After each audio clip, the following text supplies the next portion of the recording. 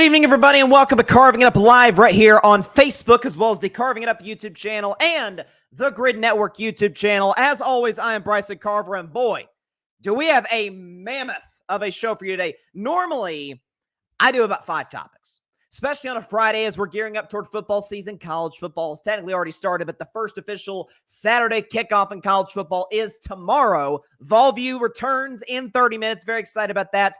Some new predictions for Tennessee. Going to get into that in about 30 minutes. College football playoff predictions. The first season with the new 12-team playoff format. We got a lot of college football coming up, but we got some NBA. Steph Curry signed an extension yesterday.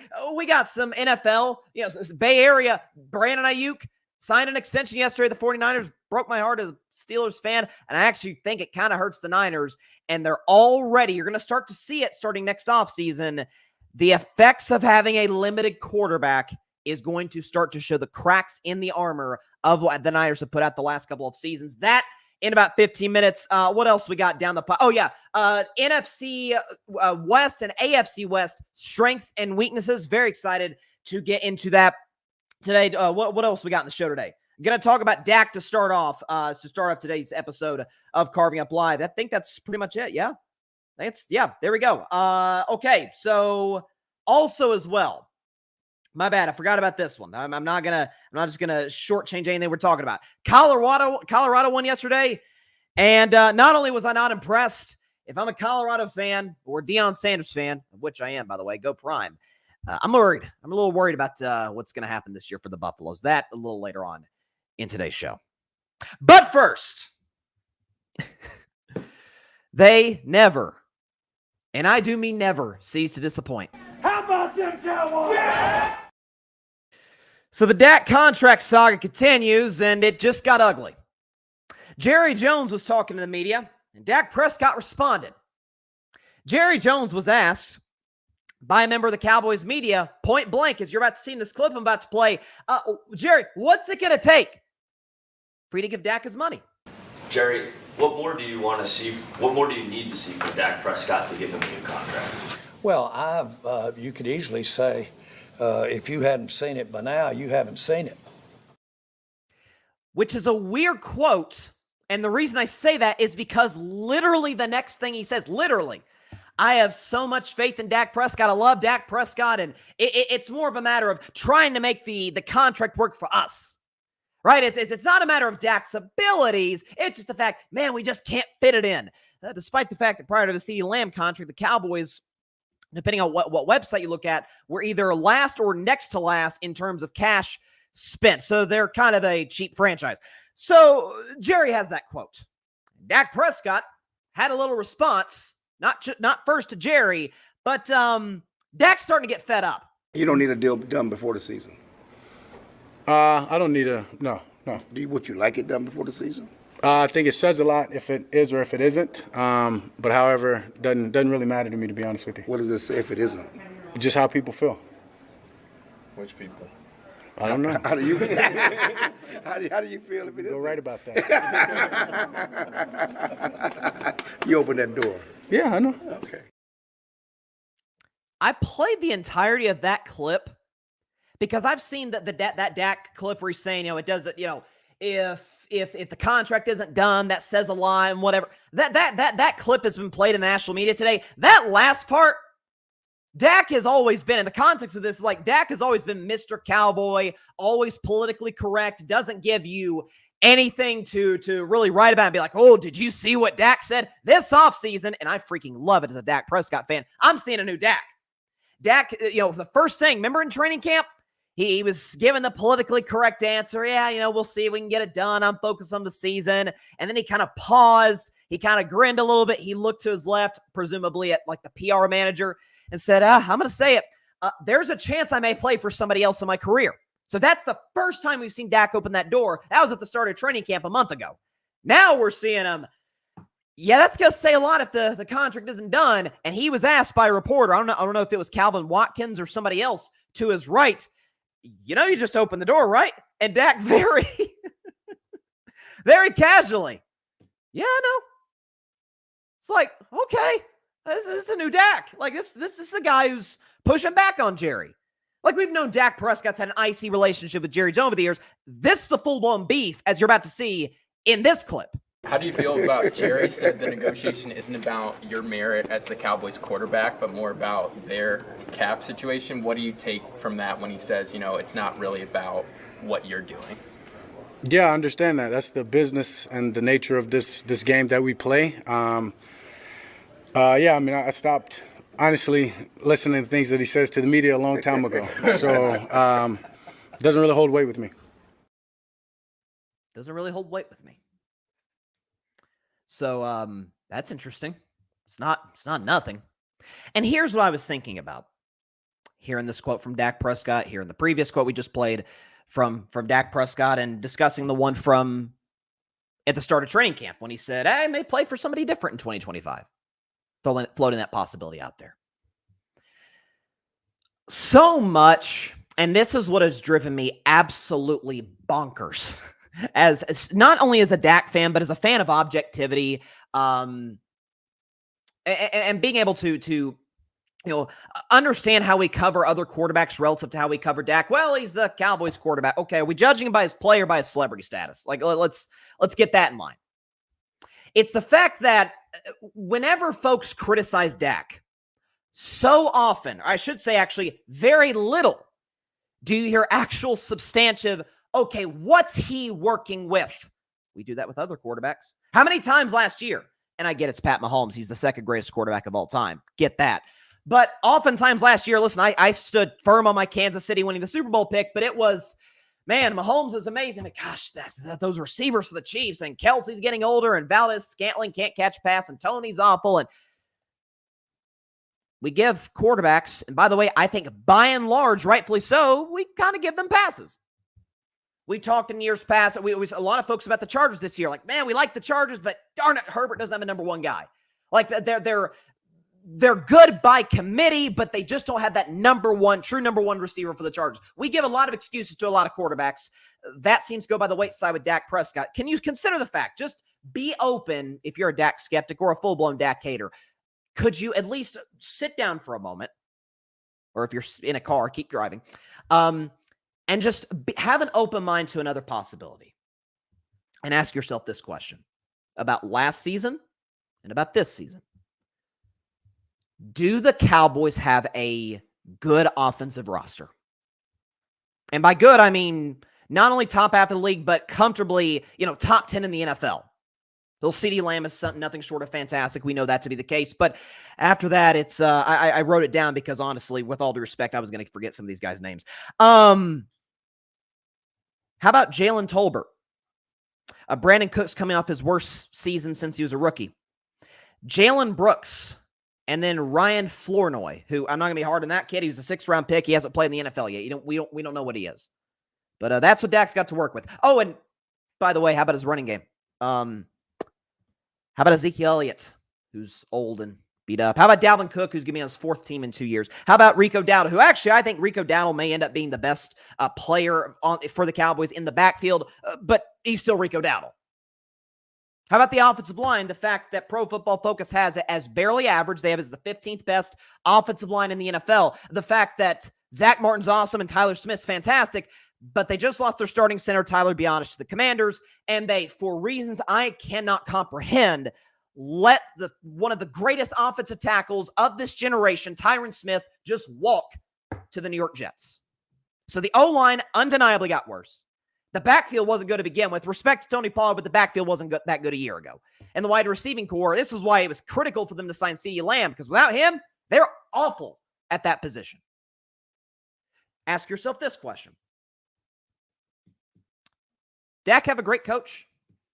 Because many of the same people that criticize Dak are the same people say, why was McCarthy fired after that Packers loss? McCarthy, he's a lame duck coach. He's entering the season on the hot seat. He's probably in the hottest seat in the NFL. Him and Nick Sirianni and Mike McCarthy. By the way, I like McCarthy as an average coach in the NFL. I don't think he's as bad as some folks say, but I don't think he's great. I don't think he's Andy Reid, Sean McVay, Kyle Shanahan, Sean Payton. I don't think he's those guys. Ben Johnson, if you want to look at offensive coordinators for the Detroit Lions. Oh, yeah. Speaking of offensive coordinators, Seemed like I remember a time in which between 2021 and 2022, Dak Prescott had objectively, one of the worst offensive coordinators in professional football, Kellen Moore. How do I know that? Well, A, the tape says that he's uncreative and resorts to curl routes on third down and long.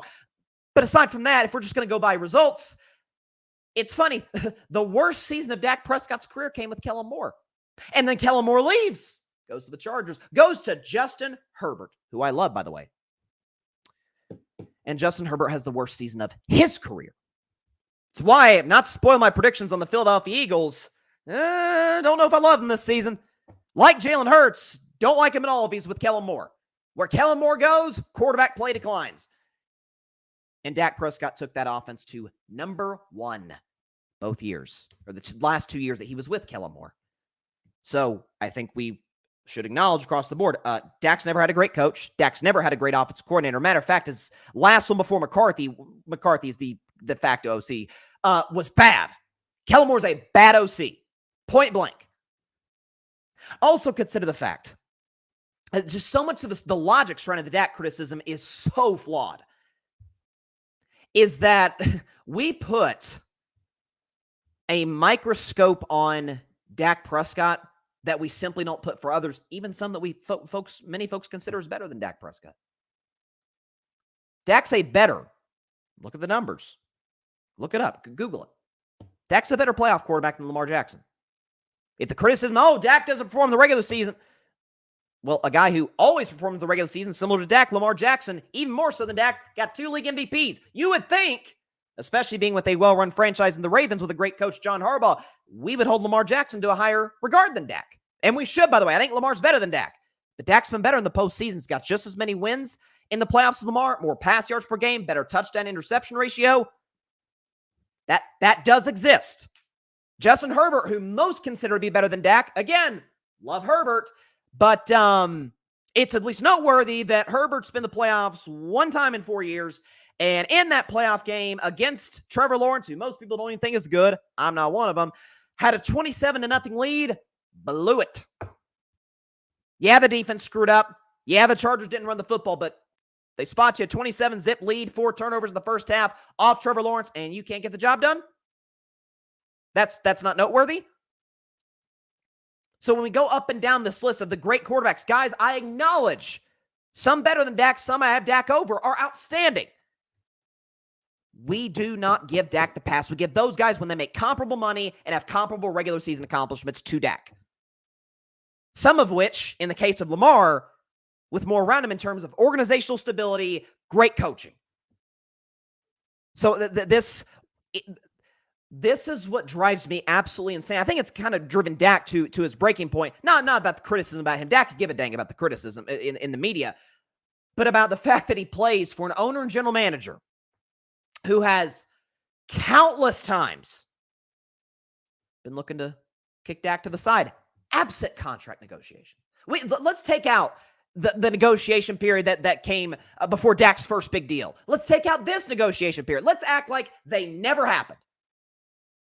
When Dak Prescott was lighting the league on fire as a rookie in 2016, Jason Garrett backed Dak. The locker room backed Dak. The fan base backed Dak. Everybody backed. Tony Romo himself backed Dak Prescott, except for Jerry Jones. Time and time again. Well, Tony's ready to go. Tony's. I remember Dak had after leading the Cowboys to 11 straight wins that year. He has a bad game in New York against the Giants. By the way, last time he lost to the Giants, it's been 8 years. And Jerry was openly floating the possibility, hey, Romo, pretty good. Even more insulting, because Romo was a dang good quarterback.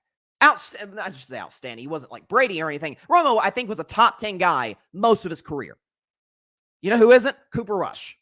And in 2022, Dak Prescott, after leading the Cowboys to the number 1 offense in 2021, gets hurt first game of 2022. Cooper Rush comes in, and to his credit, did his job, did what was asked, didn't turn the football over, they played very safe, very conservative football. They ran the ball well. O-line played excellent, and the defense was amazing those first few games of that season. Cooper Rush did his job. And Jerry Jones goes to the media, hey, Quarterback controversy in Dallas. You never know. I think let's say Dak's in Kansas City and it's not Mahomes. Do you think the Hunt family's doing that? Think Bob Kraft's doing that? You think what's his name in Los Angeles? Forgetting the guys. Stan Kroenke's doing that. You think the Maras are doing that? You think any of these guys are flown out the possibility? Oh, yeah, the backup who we have to shrink the playbook significantly for him to be successful. We may replace the starter with him. So, look, I said this weeks ago when Dak first kind of made his I'm standing on it against Jerry Jones. This is refreshing as a guy in myself who's backed Dak for a long time, who has all but begged him to leave Dallas since 2020. And Dak knows that there are better options out there. And again, I will stand on it now, and I think I'll be proven correct on this in March. Dak Prescott will be a Pittsburgh Steeler. Russell Wilson, not the long-term answer. Justin Fields, darn sure in the long-term answer. And the Steelers won't be bad enough to pick in the top 5. A Carson Beck, a Shedeur Sanders, something like that, Quinn Ewers. Dak Prescott's going to be available on the open market. And you're telling me Dak, who has had nothing but chaos, instability, and dysfunction around him for almost a decade. In Pittsburgh, it literally is the exact opposite. Great coaching, outstanding roster, a front office that's willing to be aggressive and spend big if they think they have a shot to win, and an ownership in the Rooneys. They let the GM's GM, the coach's coach, and the players play. What a concept. Hey, the words of LeBron James when it comes to Dak Prescott coming out against Jerry Jones. It's about damn time. It's about damn time.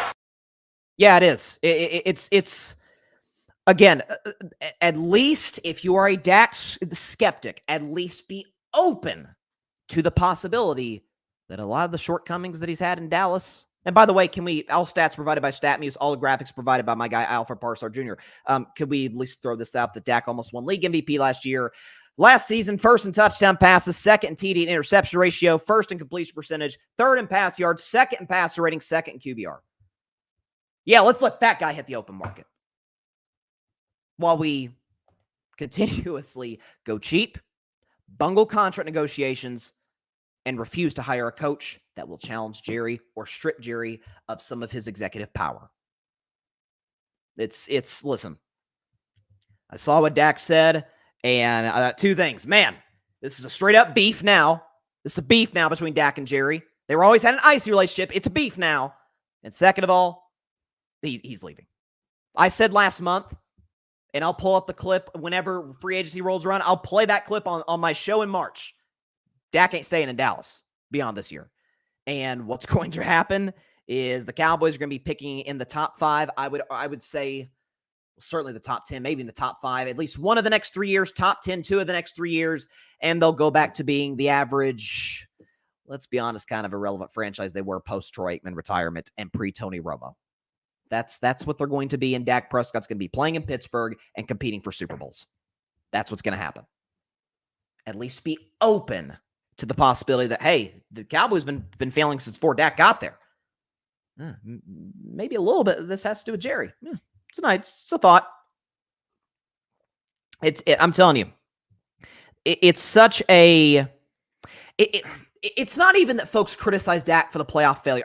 Listen. After the Green Bay game, listen, Dak did not play. Dak was awful in the first half. That pick 6 that he threw, I forget who, was it Savage? Darnell Savage? I forget who it was for the Packers that on the pick 6 off Dak. Horrible throw. Horrible decision.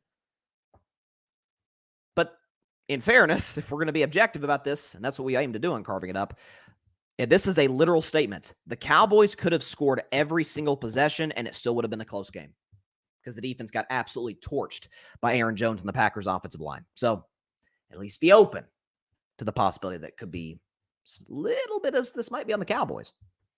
Patrick, big Cowboys fan, by the way. What's up, Patrick? Romo was getting paid top QB money, equal playoff wins, but no outrage. Well, I don't want to say no outrage. Romo got a lot of criticism, Patrick.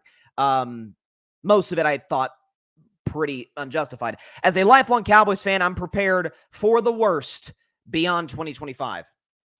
Yeah. You know, I have a saying that there's The best place to be in sports is competing for titles, is a great team, at the top of the league, of your respective league. The second best place to be in sports is absolutely dreadful, but you got a bunch of picks and you just go rebuild, like the Lions did a few years ago. They had 1 million draft picks. They had a couple pieces here or there, and they had a culture-building coach in Dan Campbell, and you see what they are now. They're a perennial contender, 2 years after that trade was made. But the worst place to be in sports is smack dab in the middle. And that's where the Cowboys are because the roster isn't that good. Micah's outstanding, well, at least for the first 3/4 of the season. Dak Prescott, as consistent as they come. CeeDee Lamb's awesome. Zach Martin, declining player, but he's still very productive. Tyler Smith. Trayvon Diggs is coming off an injury. Knock on wood, he's ready to go. I think Deron Bland is being heavily overvalued coming into the season. Heavily overvalued. The linebacking core isn't very good unless Overshown is some sort of revelation for that defense. And then the back end, the safeties are don't buy them at all. And the interior of the Cowboys defensive line is just dreadful. Dreadful. And yep, I'll make my predictions next week. Pretty good shot they get in the playoffs. Still. Because their quarterback and their wide receiver are freaking awesome. That can win you a lot of games in this league. And the problem is if you have Trey Lance or somebody else, Cooper Rush throwing to CeeDee Lamb, it's not going to yield the same results. CeeDee Lamb, as great as he is, he does play a dependent position. Kind of why I feel bad for Justin Jefferson in Minnesota. So there you go. All right, let's transition to the 49ers, who just signed. This just hurt my soul, man. Signed Brandon Aiyuk, 4 years, $120 million. He got the second most guaranteed money. So Brandon Aiyuk's going to be a 49er long-term. Now, as a Steelers fan, I was just shell-shocked by this. I was under the impression a few weeks ago when Andrew Filipponi, respect to him, by the way, reported that the deal had essentially been agreed to and that it was a situation where just the specifics of it needed to be kind of hashed out, but just needed some dot some I's, cross some T's. As it turns out, Brandon Aiyuk is now going to be a 49er for at least the next 4 to 5 seasons. So for the Steelers, it's a bummer. I'm curious. I'm wondering if we'll find out in the next few days as more information comes out about the contract, about what the asking price was for Aiyuk. Because if it was like a first-round pick and George Pickens, that to me doesn't help the Steelers that much. Ayuk's better, obviously better than, well, I should say obviously better, but right now he's better than George Pickens. But the whole point of acquiring Aiyuk is to get kind of a 1-2 punch at the wide receiver position. And the Steelers, to their credit, the good news for them, they draft receivers as well as anybody in the NFL. Like that's a lot of teams do. The Packers draft receivers pretty well. In Pittsburgh, it's a darn pipeline of wide receivers in that organization. So, and they drafted Roman Wilson, who I like. So I think there's some things to be optimistic about with the Steelers wide receiving core. But more importantly for the 49ers, because that's a team that's going to have more success than my Steelers this season. And that's where I kind of think it's going to end, is this season. This year for the 49ers has a lot of 98 Bulls last dance feel. Now, not in the sense that where the Bulls, whatever happens, happens. What did Jerry Krause tell Phil Jackson? You go 82-0, you can go 16-0 in the playoffs, and I'm still firing you, which is nuts. So, but that's what happened. And they won the championship. Jordan hit the game-winning shot, and they blew it up. Jordan retired. Phil Jackson got fired. A whole bit. That's not going to be the case in San Francisco. Shanahan's going to keep his job. It'd be idiot. Shanahan will be off the market in 2 seconds if they were to somehow fire him. And the roster still retains some of their key pieces. It's going to be a much slower process than that 98 last dance was for the Bulls, and here's why. In signing Aiyuk, and keep in mind, this graphic I'm about to show you doesn't include Aiyuk because they're actually front-loading his contract. So he's going to make about $47 million between now and like April 1st or something, early April of 2025. So they're front-loading this deal, which is smart. I think it's a good thing to do for the 49ers, given where they're about to be cap-wise. Next season, and this is mind-blowing. Like I talked about with the Cowboys, they have, now 2 guys making over $20 million this year in Dak Prescott, CeeDee Lamb. The Bengals have like 1, Joe Burrow, because they're a notoriously cheap franchise themselves. The Cardinals as well, I think. It's just Kyler. The San Francisco 49ers, how different are they from the Bengals, the Cowboys, the Cardinals, in the sense that it's actually the other guys, not the quarterback, that's making a ton of money. Let's show this graphic, okay? 6 49ers are making $20 million or more next season in 2025. So we'll start from the bottom up. Nick Bosa, cap hit. These are all what their cap hit's going to be. Nick Bosa, $20 million. Kittle, 21. Debo, 24. Fred Warner, 30. Hargrave, 28. And Trent Williams, $34 million. And they just paid Aiyuk. And they haven't even paid Purdy yet. And they're going to, and this is what's going to, it's going to be a really, you think this Dak stuff is interesting? It's going to end in March, mercifully. This Purdy thing could get a little interesting in San Francisco because the 49ers could say, and it's going to depend a lot on what the Niners do this season. They're obviously a Super Bowl contender. They have, if you tell me if someone came in a time machine and said San Francisco won it all, wouldn't be shocked. It's going to depend a lot on what they do. But let's say they repeat last season or they lose in the NFC Championship game, but they're in the Final Four once again. Third straight year. John Lynch, who's a great GM, can go to Purdy and say, okay, we're obviously going to pay you more than what you make now. You're like one of the lowest paid players in professional football. You're obviously way underpaid. What is it, $800,000, which is a lot for most people, but for a Super Bowl quarterback, that's underpaid, and that, you know, and then some. But John Lynch can go to Brock Purdy and say, if you take a pay cut, we can maybe keep Deebo Samuel, who will be almost in the state that the Niners are in now. Now that they extended Brandon Aiyuk, now that they are in a position they're going to have to pay Brock Purdy, I imagine what the market is going to say a guy like Purdy should get. Deebo's not going to be a 49er next year. He's not. They're going to have to move him. They just won't have enough cap space. You may have to start losing guys because of age, like a Trent Williams, who, I don't know, might be the greatest left tackle of all time. Certainly of the 21st century. Like Trent Williams is, I've always said, Trent Williams is Shaq as far as left tackles. As you cannot get around Trent Williams to get to the quarterback. You just can't. He doesn't give up sacks ever or pressures. You'll have to lose Debo. You may have to lose Trent Williams. Now you start to get down. You're going to keep Bosa. You're keeping your edge rusher. Ayuk's there for the long haul as well. But Javon Hargraves, you know, a dominant guy in the middle of the defensive line, you may have to lose him. And that may be a guy that you have to move on from. The 49ers have boxed themselves in to a point where if they don't win the Super Bowl this year, and again, I think if you look among the contenders or the teams we think are sleepers, baby, nobody has more pressure on them to win the Super Bowl than the San Francisco 49ers. Dallas isn't good enough. The Detroit Lions, if they don't, well, they're still that's still Detroit. Green Bay, yeah, but you're young. We're not going to hold it. It's not an indictment on Jordan Love's career if they don't win the Super Bowl this year. The Bears are too young. And who else? Philadelphia, it'll be a disappointment. There's pressure on the Eagles, but it's not going to be disastrous for Jalen Hurts or somebody. I don't think they're going to blow up the roster if they don't. I think they'll blow up the coaching staff, but not the roster. The Chiefs pressure is to go for a three-peat. That's pretty good pressure. That's fun. The Ravens will still be around. The Joe Burrow still will be there. Oh, there's pressure on San Francisco. This roster that's been no lower than the third best in the NFL the last half decade got to a Super Bowl, got to an NFC title game. Here's the progression. 2019, they got to the Super Bowl, had a 10-point lead, lost to Mahomes. The next year, the injuries wrecked their roster. They missed the playoffs. Okay, whatever. The next year, make the NFC Championship game, hold a double-digit lead, lose to the LA Rams. The next year, NFC Championship game, then Purdy suffers the injury from hell to his elbow, and they basically literally don't have a quarterback on the field against the Eagles, lose that game. Last year, get to the Super Bowl, lose in heartbreaking fashion to Kansas City. After, by the way, again, leading by 10 points.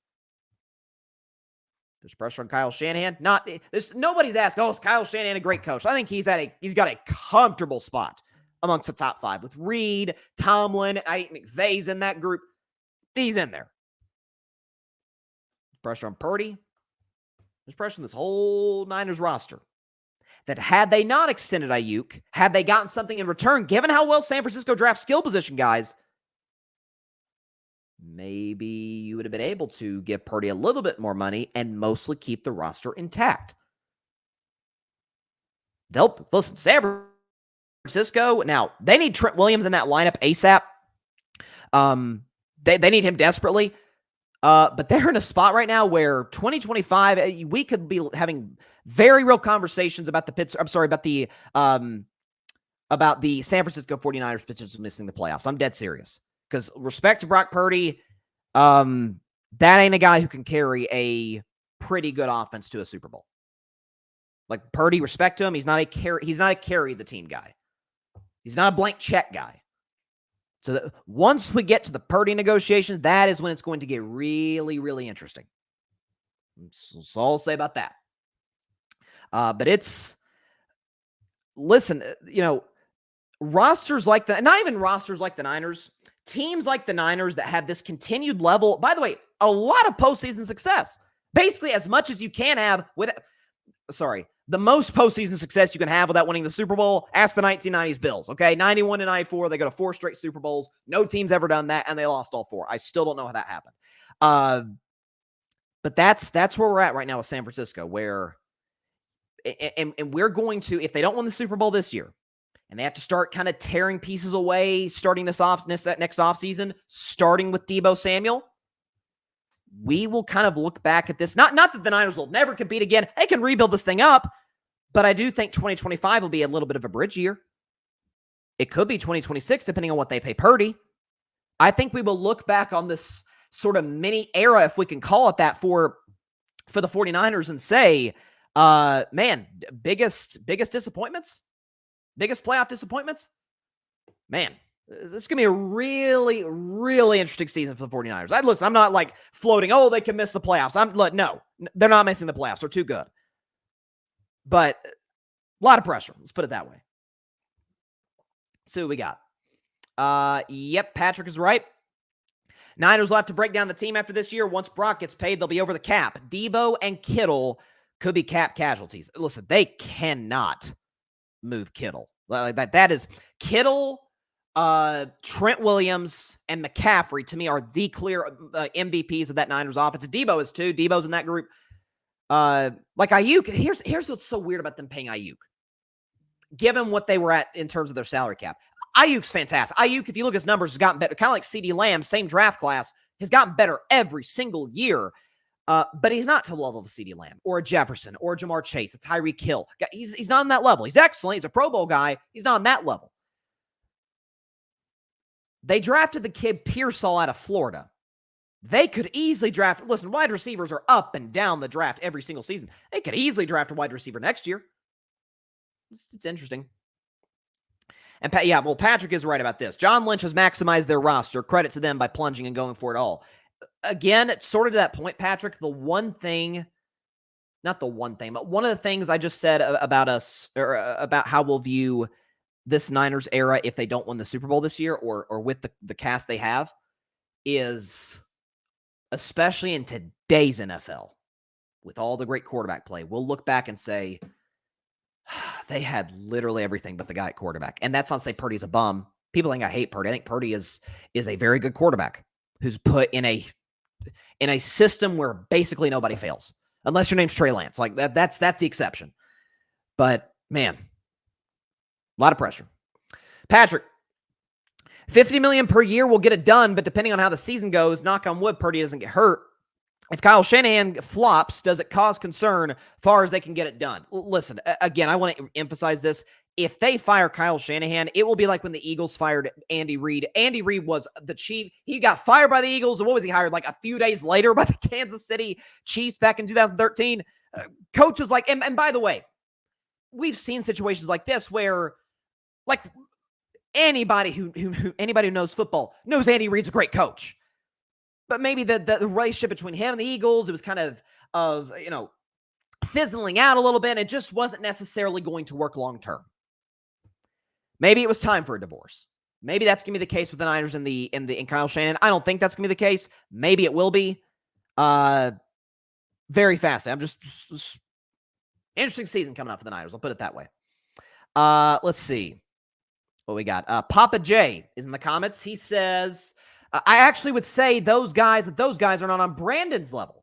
Those little scrawny dudes don't look like Brandon does. Brandon makes Deebo and CMC and Kittle look good with their yaks. Listen, and again, Aiyuk is a Pro Bowl level guy. He's not better than CeeDee Lamb. Because one thing you got to realize about CeeDee Lamb, about a Justin Jefferson as well, is that they command so much attention. That's one thing about Aiyuk. That was going to be one of the very few downsides about him ending up in Pittsburgh, is he was going to command more defensive attention. I really like Pittsburgh, my Steelers' offensive skill personnel. It's not as good as San Francisco. Few are. I think only like the Lions and teams like that can say they're as good as the Niners in that regard, is he was going to get more defensive attention. You know, you don't have a George Kittle, you know, taking up attention by the linebacker over the middle of the field. You don't have a Christian McCaffrey who can do basically anything. Same with Deebo Samuel. By the way, Jawan Jennings is productive there. My man, go Vols. About to get into the Vol view in just a second. So, like, is Aiyuk a top 10 receiver? Probably, but he is not in that discussion of the best receiver in the league. He's just not. Respect to him, but he's not. All right, here we go. Okay, so a lot of college football is going to be coming up in these next couple of segments. Man, I've been waiting for this for a long time. And I'll get into my playoff predictions, my college football playoff predictions, in about 12 minutes or so. But a segment we debuted last season on Carving Up Live, the Vol View. Oh, it feels so good to say those words on a Friday afternoon. Oh, here we go. So Tennessee is opening their season at home tomorrow, about 45 minutes. 12:45 is a weird time. But 12:45 in Neyland Stadium against the University of Tennessee, Chattanooga, the Chattanooga Mocs. And a lot of expectations with the Vols that I'll get into in just a moment. But the Season 2 debut of the Vol View begins right now.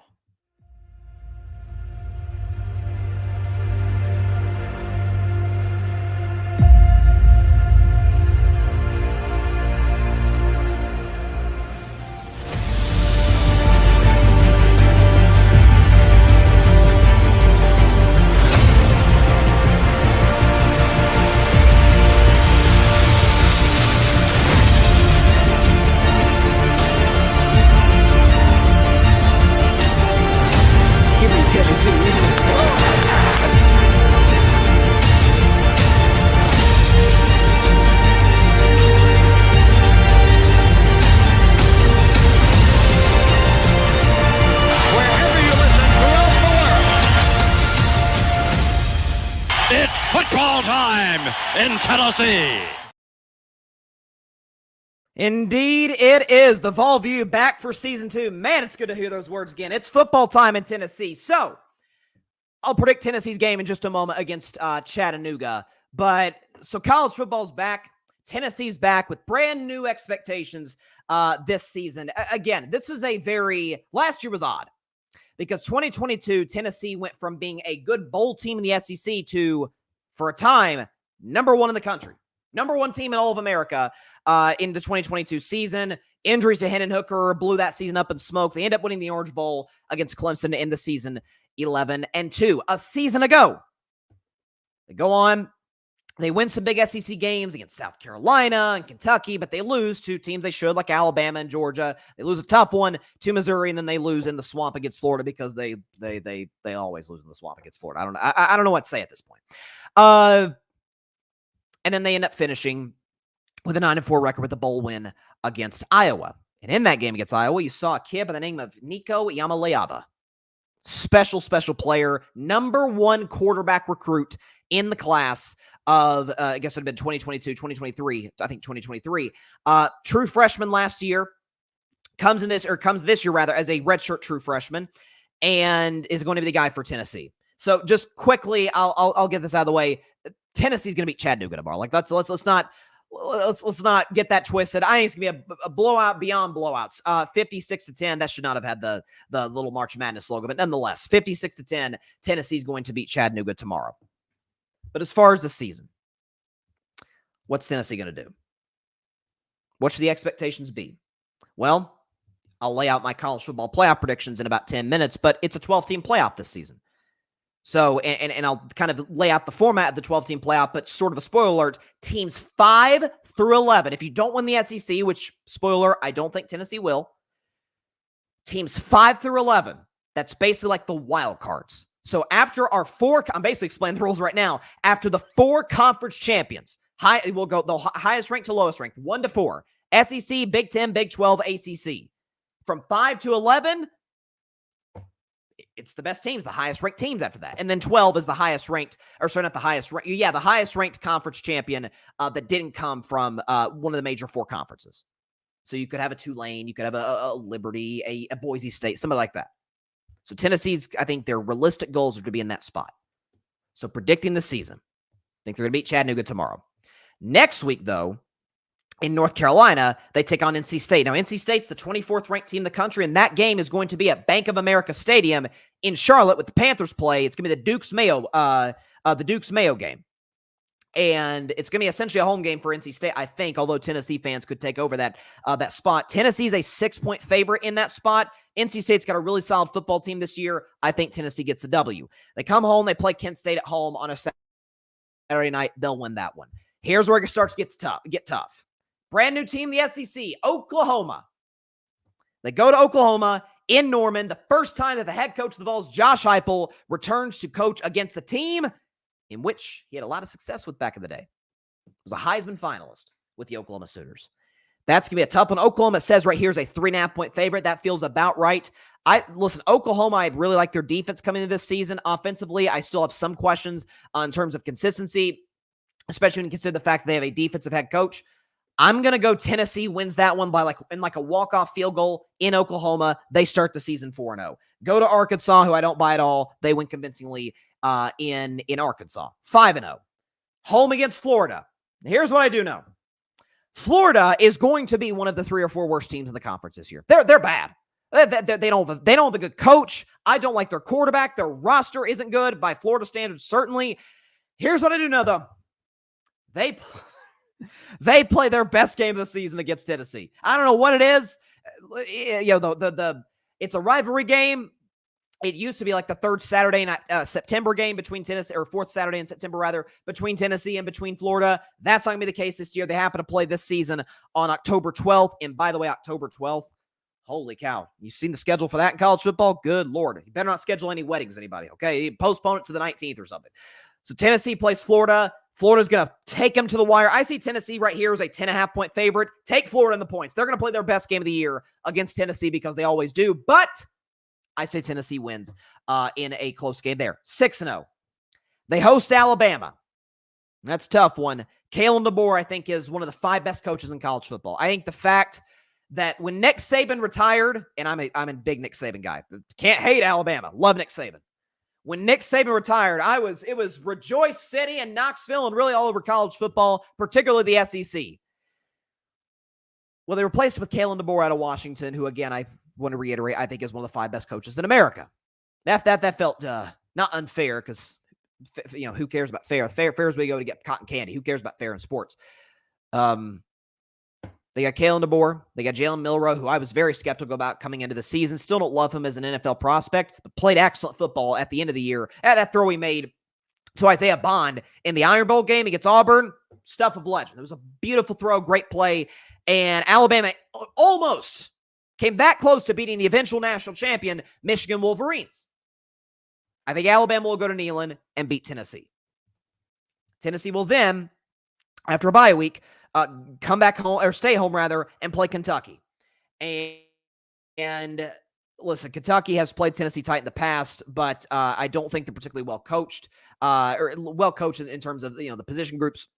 Their quarterback situation is Tennessee will beat Kentucky, I think, handily. They tend to take care of Kentucky at Neyland Stadium. Home game against Mississippi State, that's a win. Mississippi State is going to be very good this year. They go on the road to play Georgia. Listen, Georgia has owned Tennessee since 2017. I was actually there in Neyland Stadium when they whooped us 41-0. I was there in Neyland last year when they played us, and after Jalen Wright scores a touchdown, first play of the game, you can't hear yourself think. Georgia silenced the crowd in short order over the course of the rest of that football game and won convincingly. Tennessee's not beating Georgia in Athens. Let's get that thought out of our heads. But then they're going to finish with 2 wins against UTEP at home, and then on the road, might as well be at home, against Vanderbilt in Nashville, Tennessee, to finish 10-2. Tennessee will go 10-2. Nico Iamaleava will end up being a Heisman finalist. I'm not saying he's going to win the award. He's going to be a Heisman finalist with guys like Travis Hunter, Dylan Gabriel, and company. I think he's got that special of a season. I think Josh Heupel caught a lot of criticism last year because of the fact that, hey, Hendon Hooker was very successful and should have still gotten an invite to New York despite the injury for the Heisman ceremony, was great. Tennessee was number 1. And then Joe Milton comes in, who's more tangibly gifted than Hendon Hooker. I mean, almost freakish arm. He said he can throw a football. He said the other day he can throw a football 95 yards. I believe him. I believe him. I've seen that kid throw in person. It's like nothing you've ever seen. But he doesn't see the field particularly well. He tends to panic in the pocket, unlike Hooker, and I think unlike Nico, who's more mobile than a guy like Joe Milton, sees the field, makes quicker decisions than Joe Milton, and fits the offense as well as Hendon Hooker did, which plays right into Josh Heupel. He likes to go hurry up offense. He likes to put 3 receivers on the far left or far right side of the sideline, throw a lot of screen passes. Tennessee likes to run the football effectively. They'll do that with Dylan Sampson, who I love, by the way. And Tennessee's offensive line is as strong as there is in the SEC. So Tennessee will go 10-2. Where that will put them in the college football playoff rankings, well, you'll just have to find that out in a few minutes. But Tennessee will go 10-2. The losses will be to Alabama and to Georgia. The toughest win, in my view, will be against, 2 wins. Florida, shouldn't be the case, but Florida always plays them tight. And then on the road in Norman, Oklahoma against the Oklahoma Sooners. Those will be 2 tough games that, to me, in that stretch, Florida, Oklahoma, or I should say, Florida, Oklahoma, Alabama, Georgia, Tennessee needs to split those games. And again, would it help the resume more if they beat in Alabama, or especially if it were Georgia? It's say they beat Alabama, but they lose to Florida and Georgia. I still think that helps the resume more than if they beat Florida, Oklahoma, lose to Alabama, Georgia, because it shows, hey, Tennessee's great, but not quite in the level of those teams. We'll see. But that's where I got it. 10-2. The 2 losses are to the Crimson Tide and the Bulldogs, the Georgia Bulldogs, not Mississippi State. Not Mississippi State. They're love Dak. Shout out to Dak Prescott. They're not losing to Mississippi State. So there you go. So that is it for this week's edition of the Vol View. Tennessee is going to beat Chattanooga 56-10. You heard it here first. And Chattanooga in the Southern Conference is in FCS football. Solid football team. They went 8-5 a season ago. They're not coming to Neyland. This isn't going to be an Appy State, Michigan type situation. They're not going to go to Neyland and beat the Vols. That's not going to happen. Tennessee 56, Chattanooga 10. Take Tennessee to cover. What's the spread? Like 30-something? 38.5. It's a lot. I wouldn't advise betting on that, but if you did, take Tennessee, or if you do rather, take Tennessee to cover. So that is it for this week's edition of the Vol View.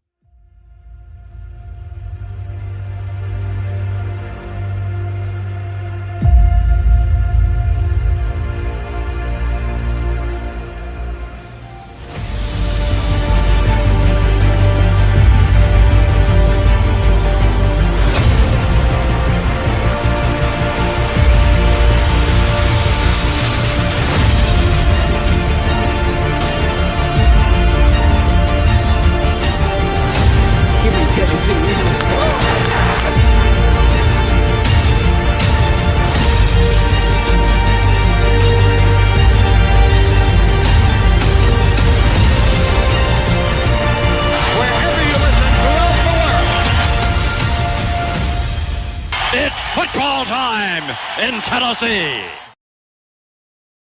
The voice of John Ward, man, it never ceases to give me chills. I got to put my Dak hat back on. Here we go. So there you go. Vol View's back, season 2 on the way. And I have a feeling we're gonna have some fun episodes, some fun segments of that, especially once we get to some big SEC wins against Florida, Oklahoma. And by the way, does Patrick have a comment? Let's put up Patrick's comment.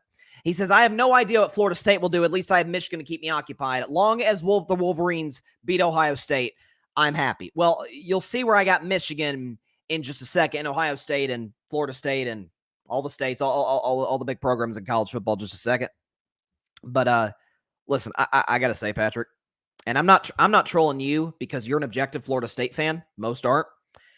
I have had a really good run on Florida State for going back to last December. How could they not make the college football play? Remember that? Remember how ridiculous that was? Oh, we went undefeated. What do you want us to do? I don't know. Look good. Look like a top 4 team. That has to matter. How you win, I'm sorry, it matters in college football.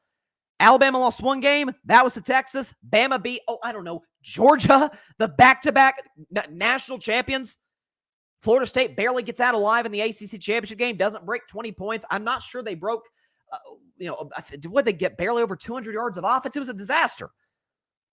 Alabama was better. And you saw what Alabama did against Michigan. And when the Florida State players, they had the audacity to, some of the players were tweeting about, get what they deserve. Karma's Alabama. They go out there and get absolutely waxed by Georgia, who, by the way, had a better case that they were screwed than Florida State. And Florida State comes into this season, goes to Ireland for week 0, plays unranked Georgia Tech, and loses on a walk-off field goal. Listen, Florida State fans were coming after my neck back in December. Awful quiet now. It's not gonna lie. I haven't gotten as many mentions by Seminole lovers in the last few months. Yeah, so that was and also too, look, nothing again. I'm sure I don't know what the kind of kid. I'm sure he's a good kid. DJ Uyunglele is not very good. Yeah, it doesn't matter whether it's Clemson, it doesn't matter where he goes. He's not a good quarterback. So Florida State fans go see that this year. By the way, this is unfortunate. Then I'll get to my playoff predictions. Dang, that sucks. This says that Grizzlies guard G.G. Jackson broke his 5th metatarsal in his right foot earlier this week and will have surgery on it next week. Wow. That sucks. Listen, nobody's going to mistake me for a Grizzlies fan. I've been quite critical of that franchise, but G.G. Jackson's a good kid, really nice young player. That sucks. Listen, prayers for him that he's able to recover quickly and get back out there for the Grizzlies, because he's a nice player. He really is. You saw, especially with all the injuries that Memphis had last season to Ja and to other guys, kid can play. And so hopefully he's able to recover quickly from this broken foot. The surgery goes successfully, and he's able to get back out there on the floor and be effective, because kid's got a bright future. So definitely prayers for him. So now that since we're on the college football track, it is, I think, my obligation and my duty to go beyond the Vol view, to predict the college football season in terms of who wins their conferences and who makes the college football playoff, and most importantly, who wins the national championship.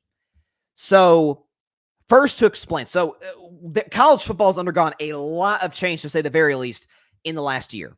You've had teams join other conferences. You had Texas, Oklahoma join the SEC. You've had teams like Colorado, who we saw last night. I'll talk about them in a few minutes, join the Big 12. We've seen teams such as Oregon, such as USC, UCLA, and Washington join the Big 10. A lot of conference realignment, which I think is great for college football. I'm not sure it's great for other sports, but it's great for college football, which is what pulls in a lot of money for these universities, for these programs, and is able to give us great matchups on a week-to-week basis that matter.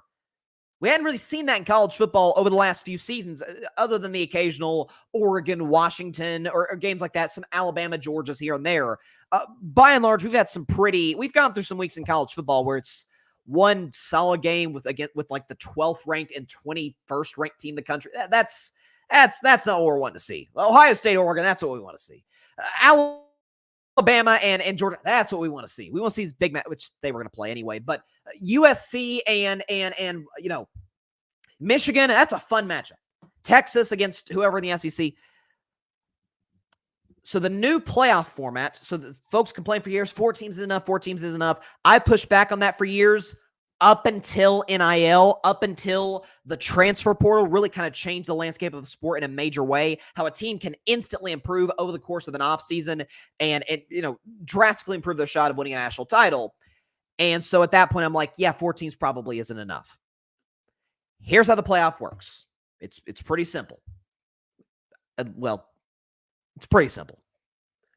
So the top 4 teams are not necessarily going to be the top 4 ranked teams in the country. The rankings and the seeding is totally different. That's it. The ranking does play factor, but that's a little later on. Simply put, the top 4 seeds in this new 12-team playoff will consist of the conference champions of the Big 4 conferences, of the Power 4 conferences. The SEC champion, the ACC champion, the Big 12 champion, the Big 10 champion. Those 4 The 4 teams win those conferences are automatically in the top 4, and then they rank them obviously based off of their rankings. Those are the top 4 seeds, and they get a first-round bye. So they won't compete in the first round. Teams 5 through 11, it's basically like wild card teams. That is essentially based off rankings. So you'll have, the SEC's loaded this year. So let's say, for the sake of argument, let's say Georgia wins the SEC. We're going to have an Alabama. You're going to have a Texas. You're going to have other squads competing for some playoff spots. Tennessee. You're going to have Ole Miss. You have teams competing. LSU for playoff spots. Same in the Big Ten. Oregon, Ohio State feel like they're on a collision course, but you could have Michigan. USC could be a sleeper. Penn State. A lot of potential contending teams in the Big Ten. Well, they can get in. 5 through 11. Notre Dame, by the way, obviously can't win a conference title because they're not in a conference. Notre Dame, the highest they can be is the 5 seed. Notre Dame can be in. 5 through 11 is like wild card teams. The last team that makes the college football playoff is the highest ranked conference champion outside of the Power 4. So you could have a Conference USA champion. You could have an AAC conference champion. Whoever's the highest ranked of those teams is number 12. That's how it works. And so, just to, sort of give you a reading, like Tulane a couple of years ago would have been in the college football playoff. So, that's as the 12 seed. So that's how that works. So, go ahead and put up my predictions. Go and put up the graphic. These are, and I'll read it off for those that are listening on the podcast. These are my top 12 teams in the college football playoff. Go. Number 1, winning the SEC, I've got the Georgia Bulldogs. This is a team that's won 2 of the last 3 national titles, including back-to-back in 21 and 22. They returned their starting quarterback, Carson Beck. Georgia is, we know, a pipeline of talent in college football. They're coming back. Kirby Smart's an awesome coach. They're going to win the SEC. They're on a revenge tour. They feel like that 3-point loss to Bama in the SEC title game, feel like they got screwed over out of the playoff. They're going to come out, hair on fire, and they're going to come out and be the number 1 team in the country once again. Number 2, I went back and forth, Oregon, Ohio State. I decided to go with Oregon. I trust Dylan Gabriel more as a quarterback, and I trust Dan Lanning. And by the way, I'm a Ryan Day defender. I don't think Day is near as bad of a coach as some Ohio State fans like to make out. But Dan Lanning, to me, is an awesome coach. He comes from the Kirby Smart coaching tree. He's gone to Oregon. He's turned that program completely around in terms of going from a respectable, New Year's Six Bowl team to this can win the national championship type of team. Oregon wins the Big Ten. They're number 2. Utah, the old Utah Utes, who my man Barry Grant Jr., shout out to him, came on this show and had to wax poetic about in a Southern accent 2 years ago. It's on the YouTube channel. Y'all can look it up. Utah's going to win the Big 12. A lot of folks, there's some Colorado hype here. That Colorado's not winning the Big 12. That's going to be Utah. They've got a lot of returning pieces. Their quarterback has been there, it feels like 10 years there. So they're going to be in a good spot to win the Big 12. And I got Miami win the ACC. So there's a lot of differing opinions. Clemson, people still believe Florida State, despite the loss to Georgia Tech, can win the ACC. I'm going to go with the Miami Hurricanes. I like Cam Ward. I like what he brings to the table. I think they're well coached. I like the squad they've got there in Miami. A lot of momentum coming off of last season and through this offseason. I've got the Hurricanes as the last team in as the conference champions. So those 4 teams, Georgia, Oregon, Utah, Miami, they will get first-round byes. They will be in the college football playoff as conference champions. 5 through 11. I've got Texas at 5. Quinn Ewers has grown on me. He's gotten better over the last few years. I love that he shaved the mullet. Shows, to me, and as far as I'm concerned, a sense of maturity. Listen, Sark is one of the best coaches in college football. He comes obviously from the Saban tree. It's a really great story in terms of what he's overcome to get to where he's at. Texas got a lot of returning guys. A lot of dudes are going to be playing on Sundays after this year. Texas is number 5. They'll be in a battle with Georgia for the SEC all season long.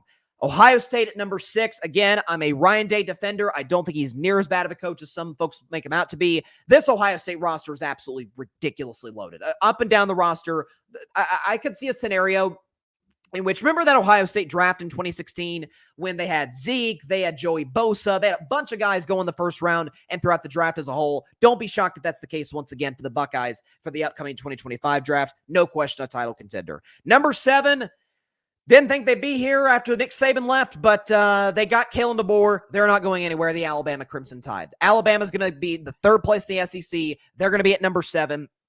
Jalen Milroe got a lot better toward the end of the season. They have an excellent wide receiving core. Offensive line, I still have some questions, but Milroe can make plays outside the pocket. And Alabama, it's kind of like the Baltimore Ravens and the Pittsburgh Steelers. Their identity has and always will be defense. I like what they bring to the table once again defensively this year. Alabama's at number 7. Notre Dame's at number 8. Again, well-coached squad. My man John Rivera is going to like this. Notre Dame in the college football playoff at number 8. Love their defense. Love what they bring to the table.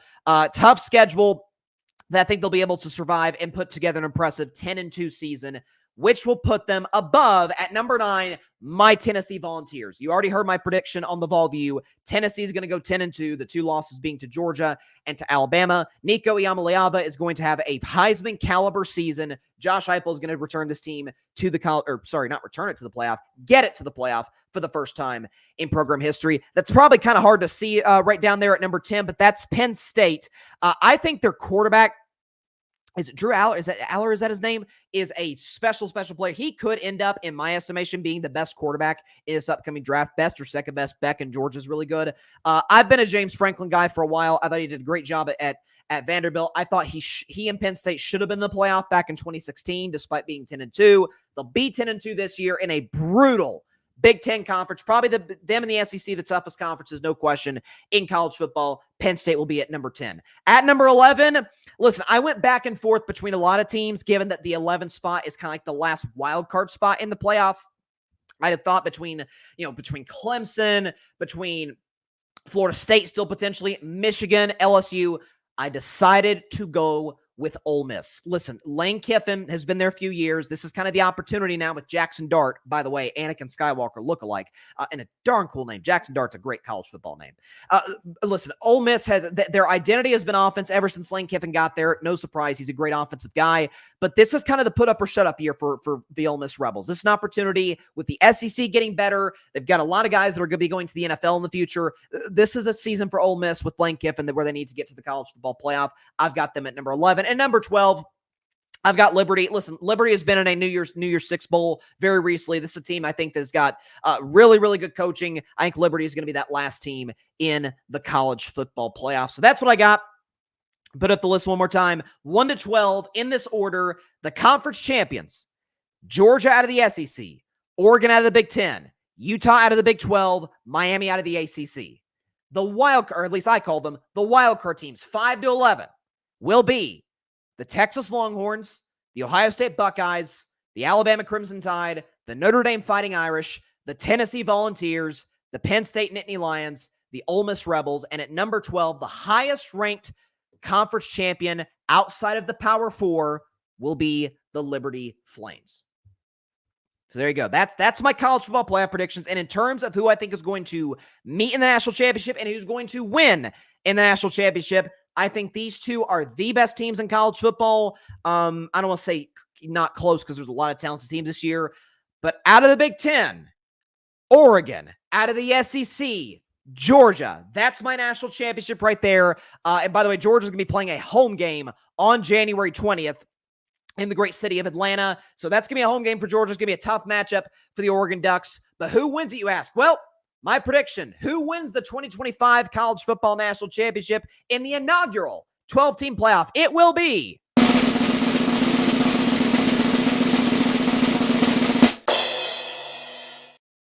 the Oregon Ducks. The Oregon Ducks, led by Coach Dan Lanning and quarterback Dylan Gabriel, will win the national championship in their first year in the Big Ten. I've heard some skepticism on Oregon. Oh, can they adjust to the cold weather games? Oregon plays a very physical brand of football. Adding Dylan Gabriel will only enhance their passing game, especially in the fact that he's replacing Bo Nix. That's a huge loss for them. Bringing in Gabriel will help them tremendously. Listen, I think this is a team that's got everything top to bottom in this roster. Their defense is just loaded with NFL players. And again, I think Lanning is one of the most creative and smart offensive coaches in college football. Georgia, you saw, they were good on offense, but not quite what they were once Dan Lanning left. You saw the impact he's having with Oregon. So Oregon Ducks win the national championship. They beat Georgia in Georgia, and what will basically be a home game for the Bulldogs. But there you go. That's what I got. Listen, I understand those that may take Ohio State or Texas or some other team, some other sleeper potentially, Notre Dame maybe. That's your national championship. And I know, listen, it's a chalk pick. Number 1 versus number 2. I get that. But that's where I see it going. Oregon wins the national championship, and they beat Georgia to do so in what's basically a glorified road game. So there you go. So listen, again, last college football take, about to get into Colorado. Listen, this is going to be a very different college football season, but listen, different isn't always good all the time, but I think in this case it is. Listen, not that the old system in terms of how the conferences were aligned was bad. It wasn't bad. I am going to miss, Pac-12 after dark, these 10:30 kickoff games leading into NFL Sunday. But being able to put more powerhouses in more powerhouse conferences is just good for the viewing experience. It's good for big games in college football. It's good for networks. It's good for fans. It's good for players, good for coaches. Now, I understand the concern of those who say, well, what about volleyball? What about basketball, baseball, softball? Some of these other sports that don't get the shine that college football gets, I totally get that. The reason these executives made the decisions that they made, the reason that these teams went where they went, it's about the bottom line. It's about the fact that college football is about the most profitable sport in America outside the NFL and, to a certain degree, the NBA. So there you go. Okay, speaking of college football, we've done 3 straight college football topics. I'm not sure I've ever done that on Carving Up Live, but who knows? There's a chance we may do that from time to time moving forward, because I am absolutely stoked for this upcoming season. Let's talk about Colorado.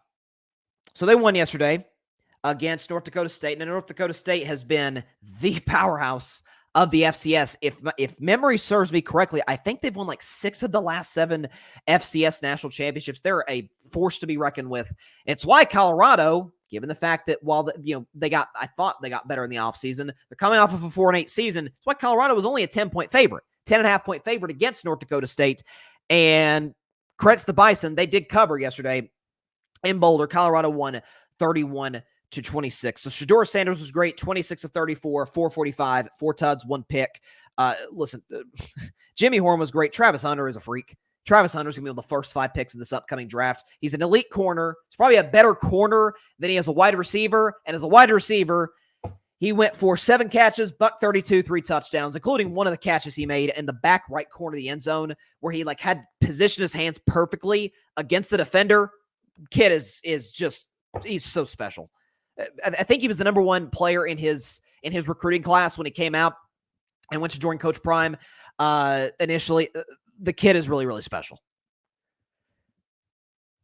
This season could be a disaster for Colorado. It really could be. So here's the thing. They face an FCS team, but it's not just any FCS team. It's by far the best team in the FCS, North Dakota State. I mean, North Dakota State's literally produced 2 top 3 draft pick quarterbacks. Now, neither of them really panned out. Carson Wentz in the long term didn't pan out. Trey Lance didn't pan out at all. But that still didn't happen. They were still very successful in college. That last, because you can excuse, listen, we've seen teams get scared by, and by the way, Colorado isn't exactly ranked. They're not exactly a powerhouse. They're just talked about a lot, and for good reason, because primetime Deion Sanders is the head coach. There's no question about that. And he's done a lot for that program. He's done a lot for college football in terms of viewership. The numbers back it up. But with that said, we've seen teams get scared by lower rate franchise or lower rate programs. I thought that last few minutes stretch for Colorado was horrifying. So Colorado gets the ball. It's 31-26, which of course ended up being the final score. But they've got the ball at their own 25-yard line with 2 minutes left. Okay, North Dakota State has only 2 timeouts. Colorado on 3rd down and 8 gets a penalty on a 3rd down. What was a weird pass interference play. Colorado's got a 1st down. 1:41 to go. North Dakota State has 1 timeout. Colorado throws the ball on 1st down.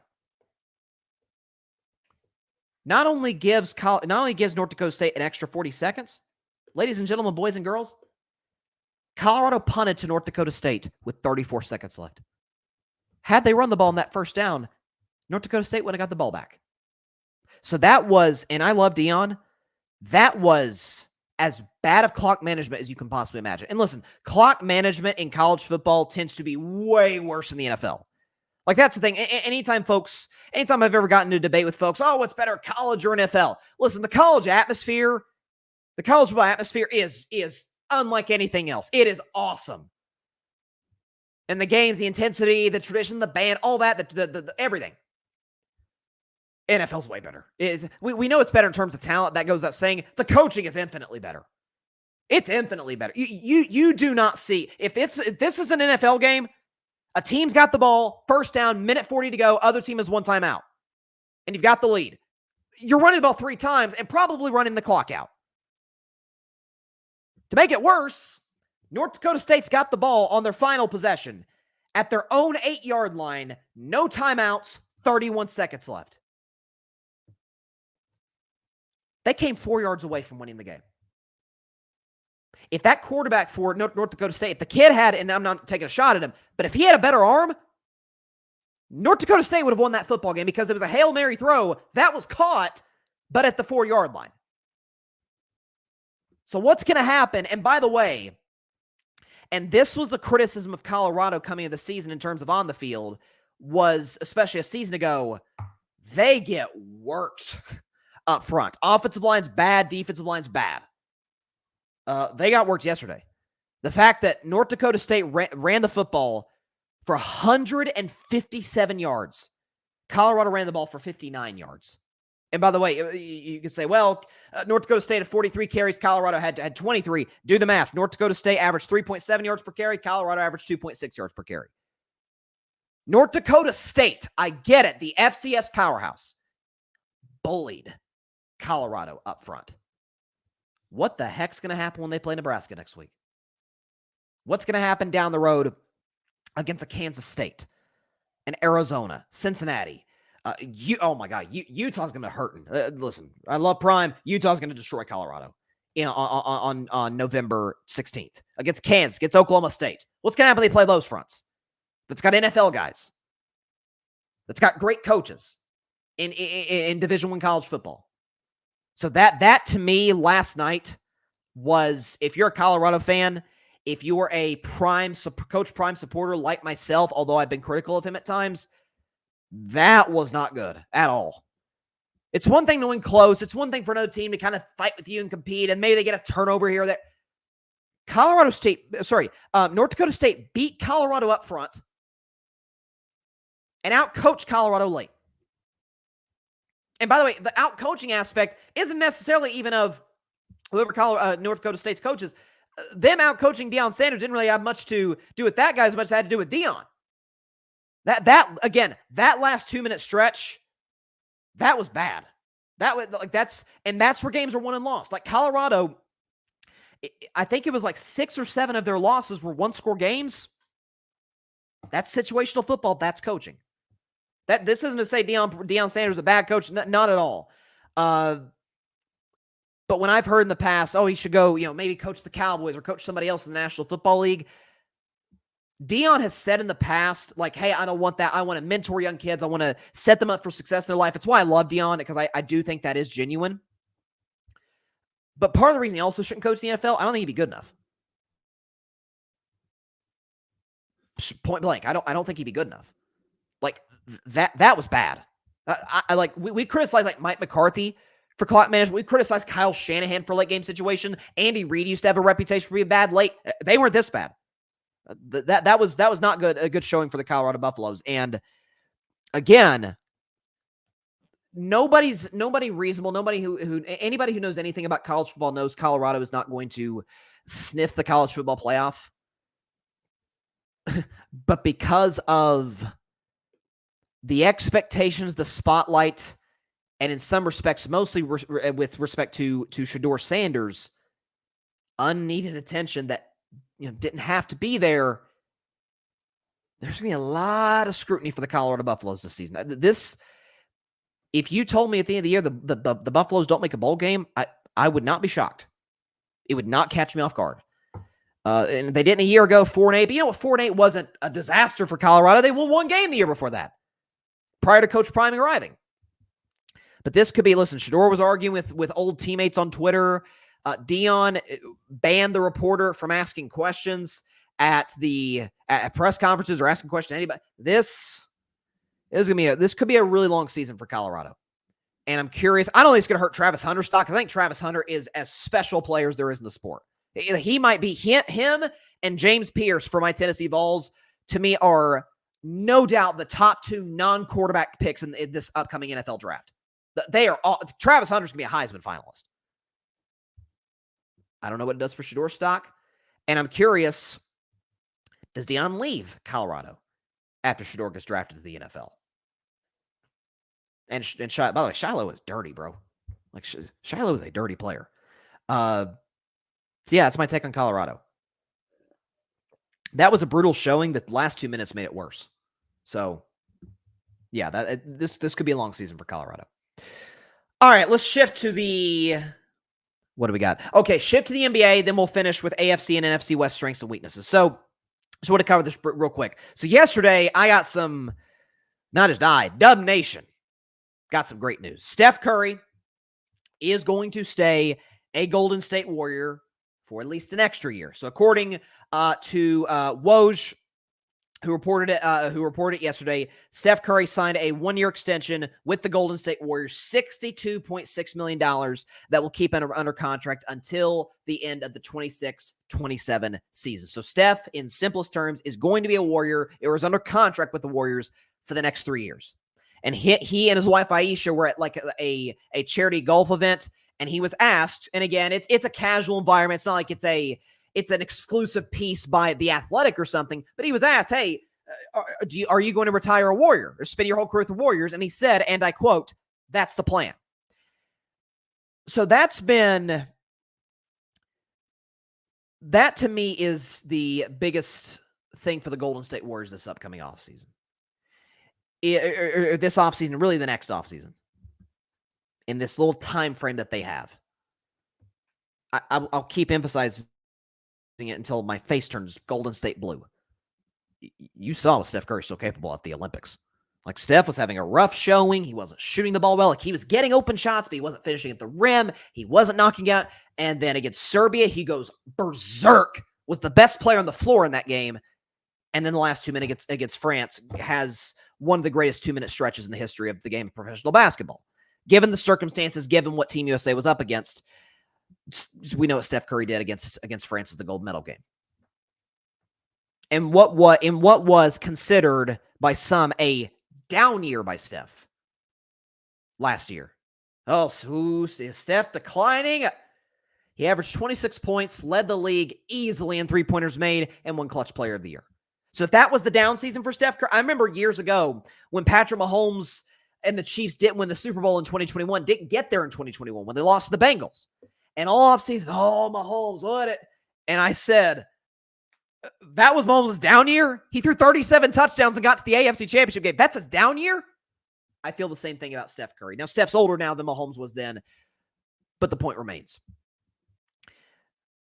We can show you the Warriors roster. Alfred did a great job putting this together. This is what the Warriors roster looks like right in the here and now going into this season. So the starting lineup, this is at least what I think the starting lineup is going to be on opening night.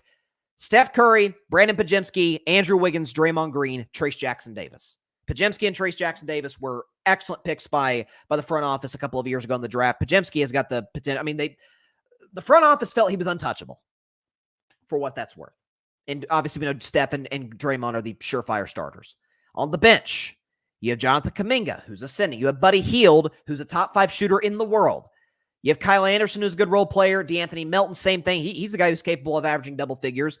Kevon Looney, Gary Payton II, Moses Moody, and the kid they drafted in the second round, Quentin Post. That's the Warriors roster. That, to me, and I said throughout free agency, I think the Warriors are a better team now than they were a year ago. Now, the problem is, a year ago, they were the 10 seed and got waxed in the play-in. That's the issue. And it's why, and again, it's uncomfortable to say, and I know, some Warriors fans may disagree with me, but I know I'm right. They were better based off their salary cap situation, based on the second apron, based on what Klay Thompson was wanting. Given what they added, the Warriors were better off letting Klay go and bringing in Buddy Hield, Kyle Anderson, and DeAnthony Melton. Those three guys will provide more depth, Peeled will provide more consistent shooting. Anderson, it provides good solid defense, and Melton, we know what he's able to do on the offensive side, and is a good defensive player as well. That's what they added. That, to me, in the Western Conference is capable of being like the 5, 6, 7 seed. So kind of flirting with the upper half of the play-in to you barely avoid the play-in and you're like the 5 or 6 seed as currently constructed. Steph's still too good to be in that spot, to be in a situation where the Warriors, I think with this roster, the absolute best case scenario is they win one playoff series and get knocked out in round 2, kind of like a couple of years ago. That's where they're at. I will say it until I'm blue in the face, as blue as the shirt I'm wearing, because of how great Steph still is. And because of, by the way, he did what he did last year because he was carrying an insane offensive load. Steph literally, the Warriors' offense went to die the last couple of years when Steph was off the floor. If you give him an all-star level teammate, the game opens up more for Steph. The other guy gets to be able to rely on Steph in certain moments, late in close games, and the role players play their roles at a high level. Steve Kerr is the head coach. That team could win the NBA championship with an all-star teammate next to Steph. It's why I was all in the Paul George thing. The Clippers did dirty business. They hurt themselves in the process because that's the Clippers. Okay. The Warriors missed out on Paul George. They then try to get Lauri Markkanen. Now, Brandon Pajemski was an untouchable guy. Still don't really know how I feel about that because I really like Lauri Markkanen. They missed out on that because Markkanen signed an extension with the Jazz. To me, the next goal, the next target for the Golden State Warriors to give themselves a chance at winning the championship, because Steph is still good enough to lead you there if he has the pieces, and they don't have that piece yet. The next target should be Kevin Durant. You're telling me with the Phoenix Suns, and by the way, I liked the fact that they added Tyus Jones. I've been a Tyus Jones fan for a long time, since his days with the Memphis Grizzlies. Y'all, a lot of folks know how I feel about him. I love him in the role that he plays. But it's still not a well-constructed Suns roster.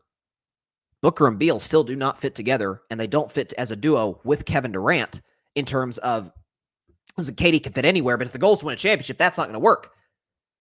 And they downgraded a head coach and adding Mike Budenholzer.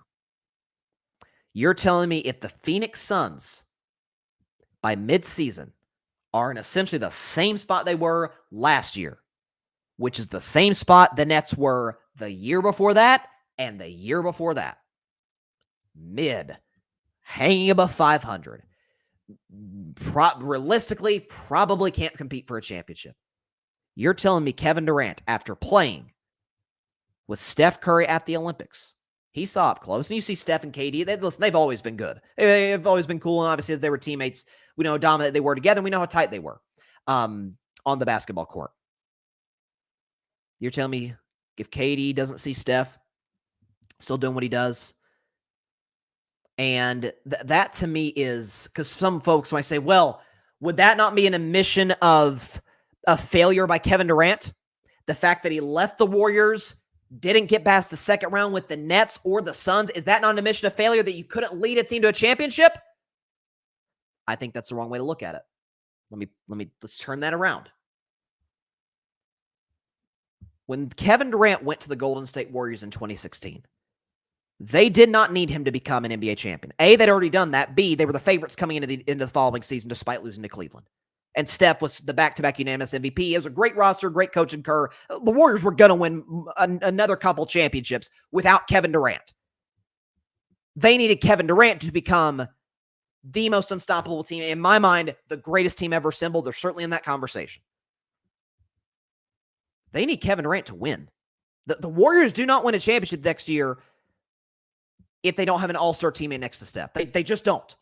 And I love Kuminga. I think he's going to be an all-star. I don't think he's going to be that right now. And that's got to be the focal point for the Warriors. Steph's under contract for 3 more years. And then, by the way, he may still stay with the Warriors beyond 2027. But that to me is kind of the window for the Warriors. You got a 3-year window to compete with Steph Curry. He showed you by signing this extension, I want to stay here. I'm a Warrior. I want to win with the Warriors. You reward him. If there's any franchise that owes their superstar, now that LeBron's not in Cleveland, if there's any franchise that owes their superstar to put the requisite roster around him to compete for championships, it's the Golden State Warriors with Steph Curry. Before Steph Curry, the Warriors were valued at like $370 million as a franchise back in 2009. In 2024, they're worth $8 billion, the second most valuable sports franchise in the world to the Dallas Cowboys. Not the Yankees, not the Knicks, not the Lakers, not Manchester United, the Golden State Warriors. That's Steph Curry. He's made a lot of folks rich in the Bay Area. He's made Joe Lacob rich. He's made Peter Guber rich. He made Bob Myers rich. Steve Kerr. You owe him. That to me, and again, a lot of Warriors fans have been critical of Mike Dunleavy Jr. I still think the guy has a plan in place. I've liked his last couple of drafts. Clearly, his 23 draft was great with Pajemski and Trace Jackson Davis. You've got to add an all-star caliber player. If you do, you can compete with Oklahoma City, who I have right now as the favorite to win the West. You can compete with Dallas. You can compete with the Minnesota Timberwolves. But we're in a spot right now with the Warriors where they did get better this offseason. I truly believe that. I think this is a playoff team. They are not a deep playoff team. You've got to give Steph the requisite help. And by the way, it helps Kevin Durant's case too. Hey, they need me this go-around. They didn't need me last time. Draymond told me they didn't need me. Hey, we don't need you. We won't without you. Leave. With some expletives in there, obviously. I'm telling you right now, Kevin Durant needs to be the next target. Some have suggested Giannis. That'd be great. That'd be great to have Giannis as a Warrior. It feels like a little bit of a pipe dream. I don't see that happening. Got to get Steph some more help. So there you go. Last topic. I've done this the last 3 shows on Carving It Up, and this is going to be the last one we do before next week, which is NFL Kickoff Week. We're going to have Bryson's best 10 NFL teams. We're going to have predictions for the season with my man Ryan Flowers, all likelihood this upcoming Wednesday, so stay tuned for that, my Carving It Up 2024 NFL season preview show. We're going to have predictions, if I were a betting man, Bryson's bleak bet, upset of the week, all of that. So this segment is kind of like the goodbye to the offseason and the hello and the opening of the door to the 2024 NFL season. I cannot wait. So the strengths and weaknesses, we're going to look at the West teams, AFC and NFC, so we can get the background music going on right now. The biggest strengths and weaknesses of every team in the AFC and NFC West. Here we go.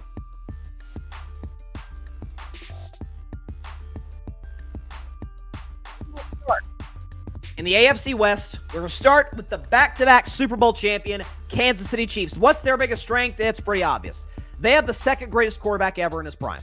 Listen, we can argue where Mahomes plays. I don't think you can make the case that he's not Mount Rushmore. The man's already got 3 Super Bowls, 3 Super Bowl MVPs, and 2 NFL MVPs. No other quarterback in the history of the National Football League can make that statement other than the greatest quarterback ever, Tom Brady. Now, Mahomes got a ways to catch Brady, but this is a situation where we know you have Andy Reid. We know if Travis Kelce is still productive. That defense, even though they did lose L'Jarius Sneed to the Tennessee Titans, that defense is still stacked, led by Chris Jones. Offensively, I thought they got better by adding Hollywood Brown. Rasheed Rice, it doesn't look like he's going to be suspended this year. And I'm skeptical of Xavier Worthy, but it's Andy Reid. It's Mahomes. They'll make him work. Mahomes is awesome.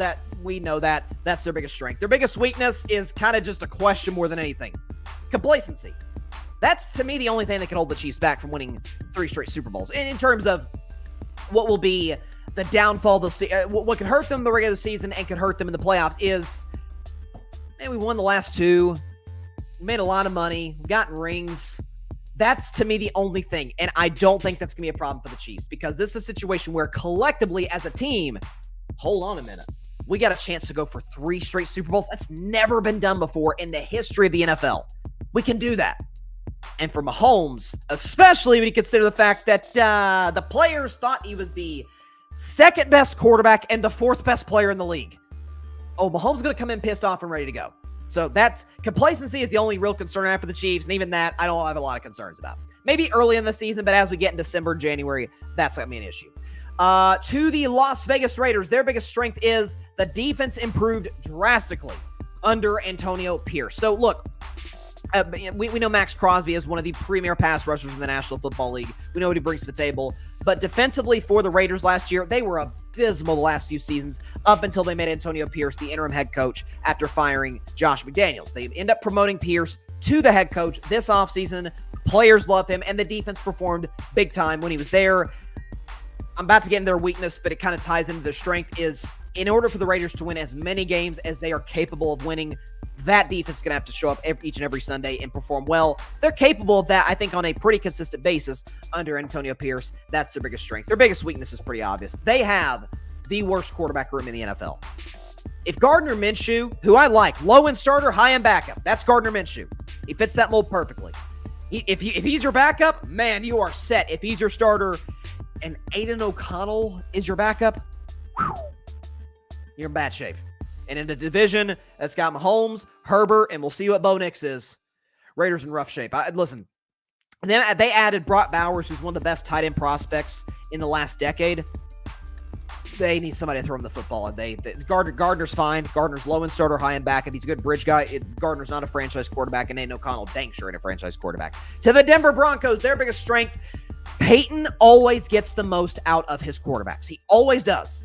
So we go back to what he did with Drew Brees. Drew Brees, it looked like his career was over with the shoulder injuries with the Chargers. He goes to New Orleans with Sean Payton. Not only do they help rebuild that city after Katrina, they win a Super Bowl. Brees becomes one of the greatest quarterbacks ever and sets 1 million records.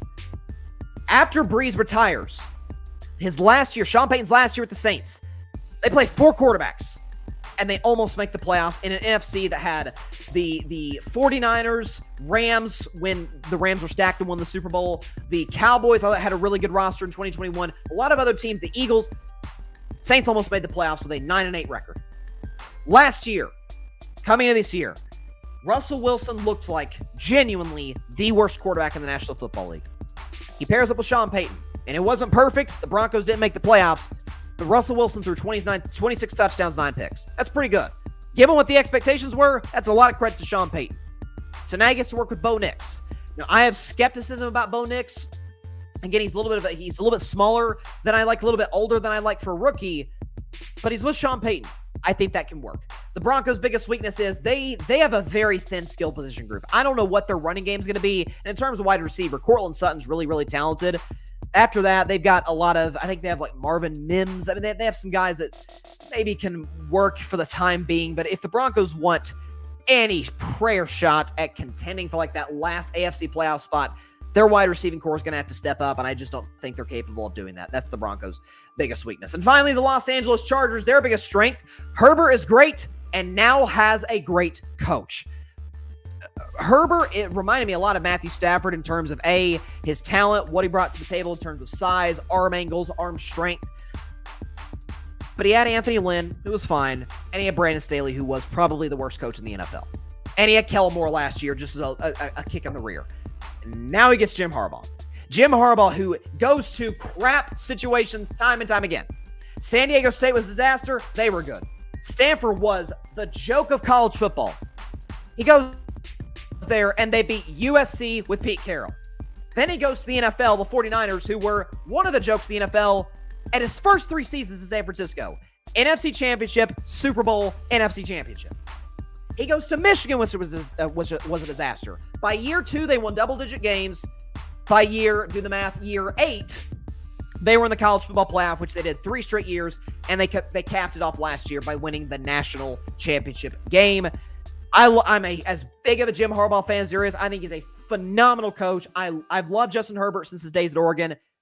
To me, that team could be really special this upcoming season. Potentially it's a good playoff team. The biggest weakness for the Chargers, though, is they don't have a true number 1 wide receiver. They just don't.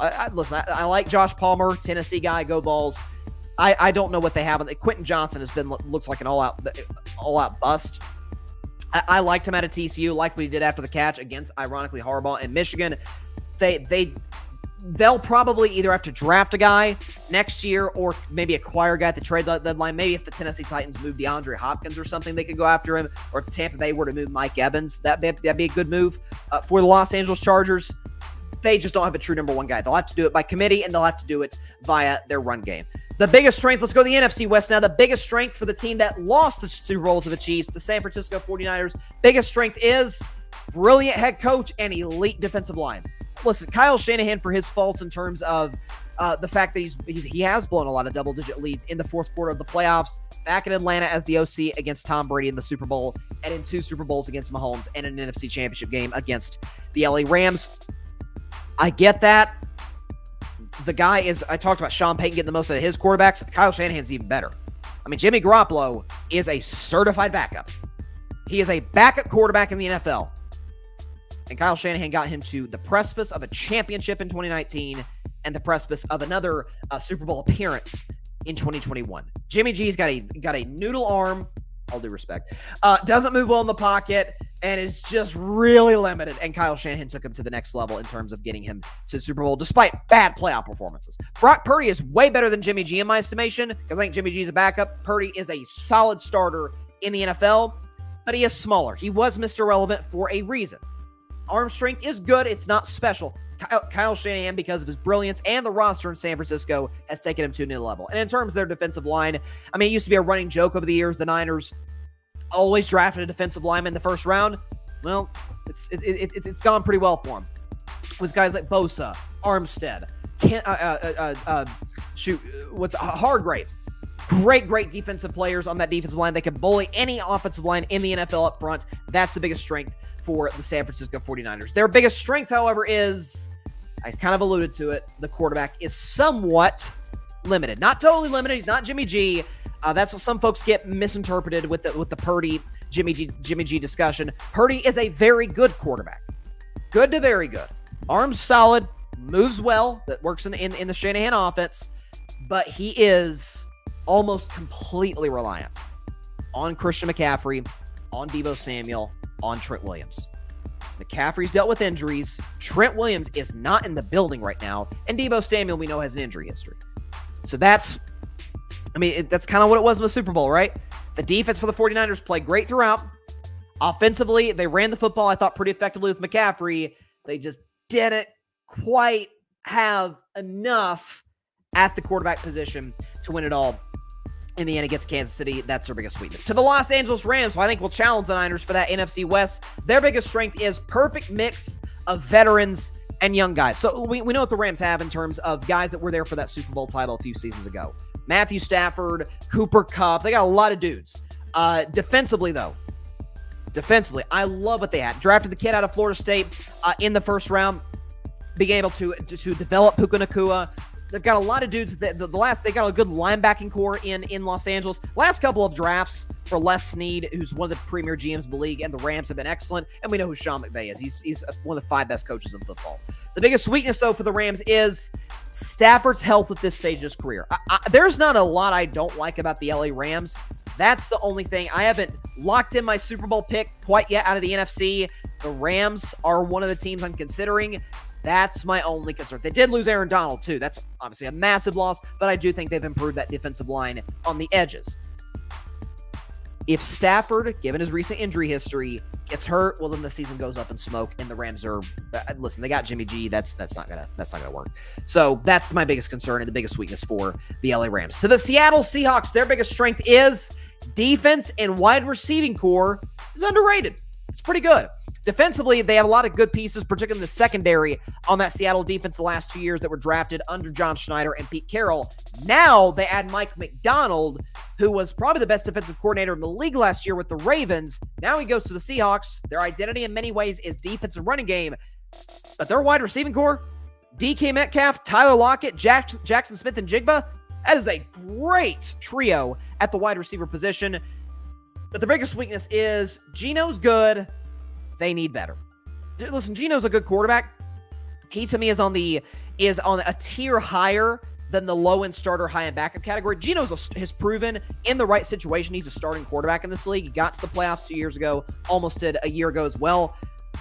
But they need a dynamic playmaker at that position, especially given what they have on the outside, as I just mentioned, and they just don't have that. Geno, respect him, but he's not that. To the Arizona Cardinals, finally, their biggest strength, Kyler and Marvin Harrison Jr. will bring excitement to the offense. So, listen, the Cardinals were pegged by many, including myself, to be the worst team in the NFL last year. I thought they were going to be unwatchable. As it turned out, listen, they only won 4 games, but they beat the Cowboys. They beat the Eagles, which really screwed up Philly's season at the end. So, they won a close game against Atlanta. They did a good job, especially once Kyler came back to kind of establishing identity, running the football on offense. And Jonathan Gannon, I mean, we see what the Eagles defense is without him. He's a good defensive coach. Well, in the draft, they take one of the greatest wide receiver prospects ever, maybe the best player in the draft, just pure talent-wise, along with Caleb Williams, in Marvin Harrison Jr., who is just special to Ohio State. I think he's going to be special in the NFL. Kyler's got a number 1 wideout, and they'll be fun to watch. I'm not saying the Cardinals will be a playoff team or anything, but they'll be fun to watch. Their biggest weakness is they get bullied up front on both sides of the ball. Kyler, in terms of offense, is running for his life. The offensive line for the Cardinals is not good. And defensively, they gave up like 141 rush yards per game. So if you're playing the Niners, if you're playing the Niners, they're a terrible matchup for a team like Arizona. The Rams can run the ball. The Seahawks can run the ball. So in terms of what the identity of the NFC West is, the Cardinals don't really fit it that well at all. They need to get some big guys up front. They did draft an offensive lineman a season ago. What was it? The Paris Johnson kid, I think, out of Ohio State. They still need to add more pieces. So that's the biggest weakness for the Arizona Cardinals. There you go. So, look, and Arizona's a weird team this year. Like, I think they're somewhere between. So there's always a worst to first team in the NFL, a team that everybody thinks can be terrible and ends up like winning the division. That's not going to be the Cardinals. They're not beating out I don't think they're beating out the Seahawks, but they're certainly not beating out the 49ers or the Rams. I mean, don't be shocked if they win 8 games. Don't be, I think Gannon's actually a solid coach. Kyler, we know he's obviously better than what they had for the majority of last year. Marvin Harrison Jr. is spectacular. So they've got some pieces I like, but they still need a lot more in order to compete in the NFC. All right.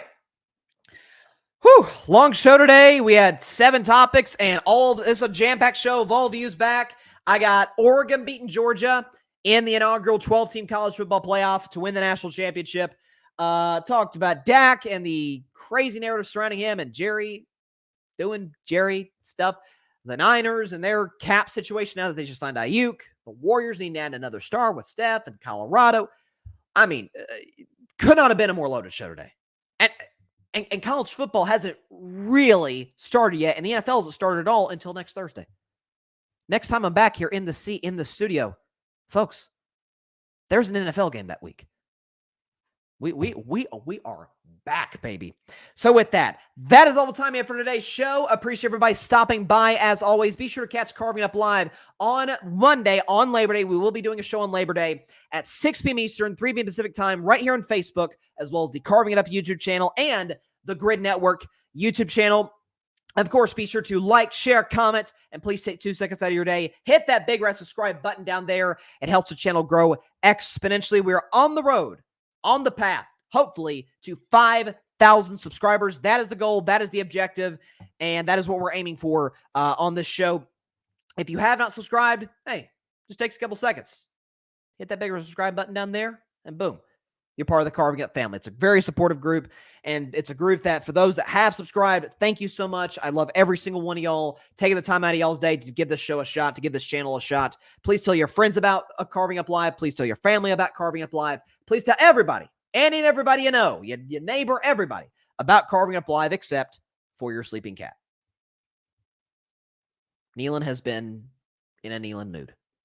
Moody, up, down, feisty, he's Nealon. And by the way, very appropriate. Nealon Stadium, season starts tomorrow. Go Vols. Also, just as importantly, be sure to go subscribe to the Grid Network.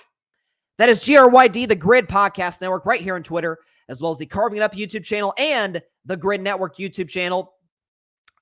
Why did I say the Carving? Sorry, I'm so in a zone. My bad. Subscribe to the Grid Network. I'm going to get this right. And check out all of our content creators on all podcast platforms: Apple, Spotify, iHeartRadio, Google.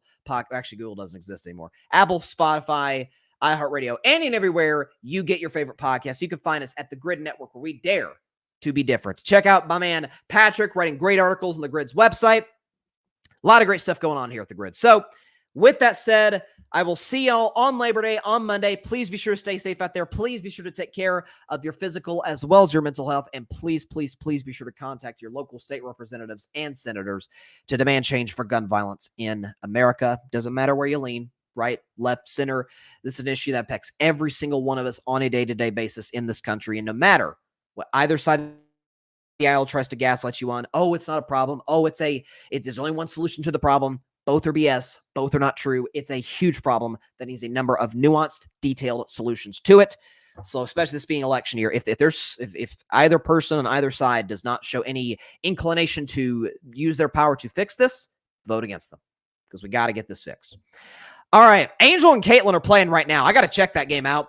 I just talked about Caitlin the other day, uploaded a video today. Angel, Caitlin, that'll be fun to watch. Tennessee's back. College football's back. All is right in the world. I'll see y'all soon. God bless y'all. Peace out. Vols going to the playoff, baby. You already know it. Thanks so much for watching the show on YouTube, and be sure to go click that big red subscribe button and check out the other clips and full shows from Carving It Up Live, as well as our other incredible content creators here on the Grid Network.